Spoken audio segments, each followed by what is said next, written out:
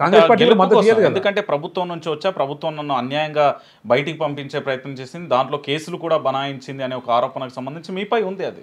No ఇలా Congress party అక్కడ ఉన్న అభ్యర్థి సడన్గా ఆయన టీఆర్ఎస్లోకి వెళ్ళిపోవడం, గతంలో ఆయన పోటీ చేసినప్పుడు 60,000 ఓట్లు రావడం, సో ఆయన ఉన్నట్టుండి ఆ అభ్యర్థి ఆయనే అనుకుంటే ఆయన వెళ్ళిపోవడం, మాకు అభ్యర్థిని పెట్టడం లేట్ అవ్వడం, మీ క్యాంపెయిన్ ఇంకా కాస్త తక్కువ టైం ఉండడం, అందులో అవతల వైపు నుంచి ఈటల రాజేందర్ అనేది ఒక పెద్ద ఫిగరు, ఆయన చెప్పే రీజన్స్, ఆయన సింపతి, సానుభూతి, సెంటిమెంటు, ఇక రకరకాలుగా ఇలా అందులో కేసీఆర్ని కొట్టాలి, ఒక నియంత, ఒక హిట్లర్ అని తెలంగాణ ప్రజలందరూ భావించారు. హుజరాబాద్ ప్రజలు కూడా అట్లే భావించారు. గతంలో ఈటల రాజేందర్ ఆయన చాలా సంవత్సరాల నుంచి అక్కడ ఎమ్మెల్యేగా పనిచేసిండు, సర్వీస్ చేసిండు, రకరకాల రీజన్స్ తోటి ఆడ కాంగ్రెస్ పార్టీ రాలేకపోయింది, ఈటల రాజేందర్ గెలిచింది. అంటే ఇంకో ప్రశ్న ఇక్కడ, మీ పార్టీకి సంబంధించిన నేతలను మీరు కాపాడుకోలేకపోతున్నారా, లేకపోతే కావాలని బయటికి పంపిస్తున్నారా?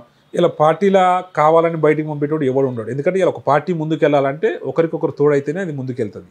ఇప్పుడు అందరూ లీడర్లు కలిసికట్టుగా ఉంటేనే అది పార్టీకి పోతుంది. ఇలా ఎవరైతే వాళ్ళ స్వార్థ లాభాల కోసం పోతున్నప్పుడు వాళ్ళని ఎంత బతిలన్నా ఎంత చేసినా వాళ్ళకి కనపడవు. ఎందుకంటే వాళ్ళకి వచ్చే లాభం మాత్రమే కనిపిస్తుంది, దానికోసమే వాళ్ళు పనిచేస్తారు. అలాంటప్పుడు పార్టీ లాభము, కార్యకర్తల సంక్షేమము, ఈ పార్టీ అధికారం రావాలి, కార్యకర్తలు అందరూ బాగుపడాలి, ఇలాంటి ఆలోచనలు ఏముండవు. ఫస్ట్ నాది, తర్వాత ఇంకేదైనా చూద్దాం. అలాంటి మునుగోడు ఎమ్మెల్యే రాజగోపాల్ రెడ్డి పార్టీని వీడాడంటే టీపీసీసీ కానీ లేకపోతే దానికి సంబంధించిన ఒక పదవి రాలేదనే కదా జరిగిన సంభాషణ అంతా.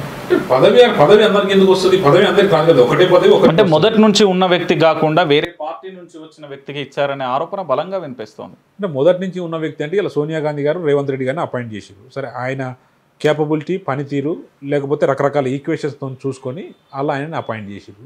ఇప్పుడు సోనియా గాంధీ గారు అంటే గౌరవం ఉందని చెప్తావు, నువ్వు పైకి చెప్తావు. మరి సోనియా గాంధీ గారు అపాయింట్ చేసిన వ్యక్తి కదా, నువ్వు ఆ సీటుకి అయితే రెస్పెక్ట్ చేయాలి కదా. అది లేకుండా ఆయన లేదు అంటే మరి సోనియా గాంధీ గారు రకరకాల ఈక్వేషన్స్తో రేవంత్ రెడ్డి గారికి ఇచ్చారు. మీరు క్యాపబుల్ కాదంటలేదు, మీరు క్యాపబిలిటీ ఉన్నది కాబట్టి మీకు ఎంపీ అవకాశం ఇచ్చారు, ఎమ్మెల్సీ చేసిరు, ఎమ్మెల్యేని చేసిరు, మీ కుటుంబంలో ఇంకోరికి కూడా, మీ వైఫ్కి కూడా ఎమ్మెల్సీ టికెట్ ఇచ్చారు, మీ బ్రదర్ ఆల్రెడీ గత 30 సంవత్సరాల నుంచి పార్టీ కోసం పనిచేస్తున్నారు, మంత్రిగా చేసిండు. సో ఇలాంటి అన్ని అవకాశాలు ఇచ్చారు కదా. మీరు క్యాపబుల్ కాదని కానీ ఇది ఒక్క పదవి ఇవ్వకపోతే పార్టీ మిమ్మల్ని పక్కబెట్టినట్టు కాదు కదా, చాలా రకాల అవకాశాలు ఇచ్చింది కదా. సో పార్టీలో మీరు పార్టీ కోసం పనిచేయండి. రేపు రాబోయే రోజుల్లో ఈ అధ్యక్షుని కంటే పెద్ద అవకాశాలు రావచ్చు. సో ఇవన్నీ కాకుండా ఊరికనే ఎవరైతే మీరు అన్నట్టు రాజగోపాల్ రెడ్డికి అన్ని అవకాశాలు కల్పించారు, అయినా బయటకు వెళ్లారు అనే ఆరోపణ చేస్తున్నారు. మరి ఇదే మీ టీపీసీసీ అధ్యక్షుడు రేవంత్ రెడ్డి చేసిన ఆరోపణ, ఆర్థిక సంబంధాల వల్లనే భారతీయ జనతా పార్టీకి వెళ్ళాడు, అందుకోసమే కాంగ్రెస్ పార్టీని వదిలాడు అనే వార్తలకు బలాన్ని చేకూరుస్తారా మీరు? ఇలా రేవంత్ రెడ్డి గారు ఆయన సింగిల్ ఆరోపణలు చేయలేదు. ఇలా తెలంగాణ రాష్ట్ర ప్రజలు మొత్తం భావిస్తున్నారు అట్లనే, అనుకుంటారు అట్లనే. ఎందుకంటే ఇలా బీజేపీ పార్టీ ఆయన రాజీనామా చేసిన తీరు ఎట్లయితుందో ఇలా బీజేపీ పార్టీలో పోతున్నట్టు ఎవరికి ఆయన చెప్పే రీజన్స్ వర్కౌట్ కావట్లేదు, మ్యాచ్ కావట్లేదు. ఇలా నిజంగా మీరు ఏమన్నారు, మునుగోడు అభివృద్ధి కోసం పోతున్నా, రాజీనామా చేస్తున్నా అన్నారు. అవును, రాజీనామా చేసి మళ్ళీ కాంగ్రెస్ పార్టీ నుంచే పోటీ చేయి. మీరు రాజీనామా చేస్తే అభివృద్ధి అవుతారని మీరు అంటారు, మరి కాంగ్రెస్ పార్టీ నుంచే పోటీ చేయండి. కాంగ్రెస్ పార్టీ నుంచి పోటీ చేస్తే మళ్ళీ గెలుస్తారు కదా, కార్యకర్తలు గెలిపిస్తారు కదా. ఇలా బీజేపీ పార్టీ నుంచి పోటీ చేస్తే టీఆర్ఎస్ని ఎట్లా కొడతావు? ఇలా టీఆర్ఎస్ని ఏ విధంగా కొడతావు? ఇలా కాంగ్రెస్ పార్టీకి 40 లక్షల మెంబర్షిప్ ఉన్నది తెలంగాణ రాష్ట్రంలో. ఇలా బీజేపీ పార్టీకి ఎంత ఉన్నది? సరే, మీరు తెలంగాణ రాష్ట్రంలో నల్గొండ జిల్లాలో పర్టికులర్గా ఆ మునుగోడులో గతంలో 12,000 ఓట్లు వచ్చినాయి బీజేపీ అభ్యర్థికి. కాంగ్రెస్ పార్టీ అభ్యర్థిగా మీకు 97,000 ఓట్లు వచ్చినాయి. మీరు 12,000 ఓట్లున్న పార్టీతో జాయిన్ అయితే ఏ విధంగా కొట్లాడగలుగుతారు?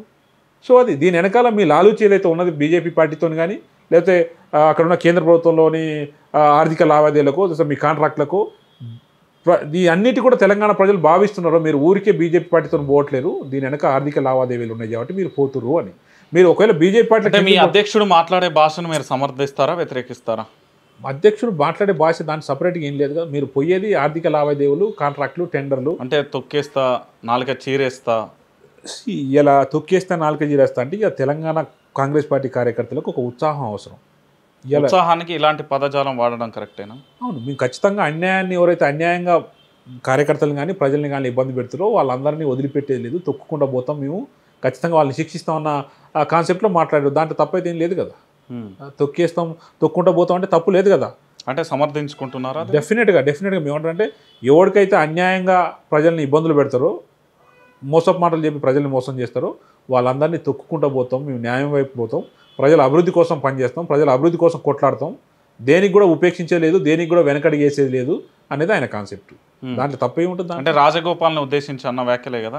ఎవడైనా ప్రజల్ని మోసం, ఇప్పుడు రాజగోపాల్ రెడ్డి అయినా, నేనైనా, ఎవరైనా సరే కార్యకర్తల్ని, ప్రజల్ని, పార్టీని నమ్మకం రోజు చేసి పోయిన వాళ్ళకు ఇంకేం మాట్లాడతారు ఇంకా? మరి గతంలో ఇదే వ్యాఖ్య రేవంత్ రెడ్డికి కూడా వర్తిస్తుంది కదా, ఇప్పుడు పార్టీ మారిన వ్యక్తే కదా రేవంత్ రెడ్డి పార్టీ మరి దాంట్లో ఎవడు మరి ఆ పార్టీ టీడీపీ పార్టీకి ఏం ద్రోహం చేయాలి? టీడీపీ పార్టీ అనేది తెలంగాణ రాష్ట్రంలో కనుమరుగైతుంది.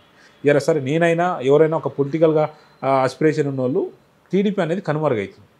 సో అలాంటప్పుడు ఒక లీడర్ ప్రజలకు సేవ చేయాలనుకున్నప్పుడు దాన్ని సరైన ప్లాట్ఫామ్ వెతుకుంటాడు. సో అదే ప్లాట్ఫామ్ ఇలా కాంగ్రెస్ పార్టీ. మీరు అనొచ్చు రాజగోపాల్ రెడ్డి కూడా సేమ్ అదే ప్లాట్ఫామ్ ఎత్తుకుని బీజేపీ అంటే ఇలా కాంగ్రెస్ పార్టీ కన్నా వీక్ ఉన్న పార్టీలో పోయి మీరు ఎట్లా కొట్లాడతారో అని అడుగుతున్నాం. సేమ్ అక్కడ